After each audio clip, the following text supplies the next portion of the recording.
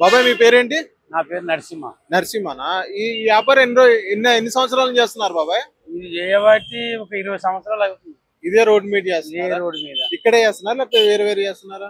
ఇక్కడ పెట్టి ఒక 15-18 సంవత్సరాలు అవుతుంది. అంత మునుపు నాగోల్ రోడ్ మన మహేంద్ర షోరూమ్ కాడ పెట్టుకునేది. అవును. అక్కడ నుంచి అక్కడ రోడ్ పెద్దగా అయింది కాబట్టి ఇక్కడ వచ్చి పెట్టుకుంటున్నాం. ఓకే.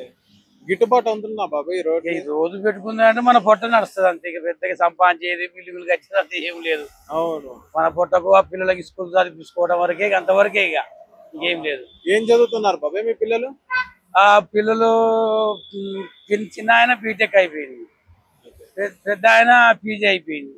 ఇంకా జాబులు లేక ఇక వాళ్ళు వేసుకుంటా కష్టపడుతారు. అంత దేవుందయ్యా.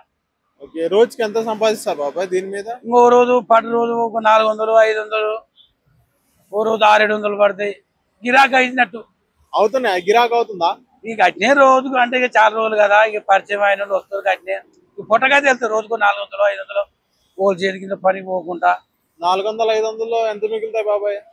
బేరంగా మనం మిగలటం ఎంత ఉంది? 400-500 మిగులుతాయి. బేరం ఎంత అయితే ఒక ఇక బేరం అయితే 2000-1500 అంతవరకే. ఇక 2000, 1500, 400 అలా 400-500 ఓళ్ళ చేతి కింద పోకుండా.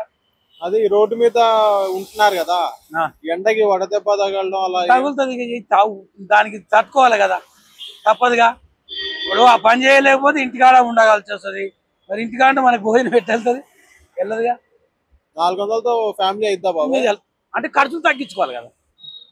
ఇంక ఉన్నగాడికి 400 ఖర్చు పెట్టుకుంటే ఏ ఒక్క రూపాయి కూడా మిగలదు. కాబట్టి తగ్గించుకోవాల్సిందే, ఖర్చులు తగ్గించుకోవాలి. పిల్లలకైతే భోజనం అన్నం జరిపించుకున్నాక మిగతా లెక్క అంతే. సరే బాబాయ్, థ్యాంక్ యూ.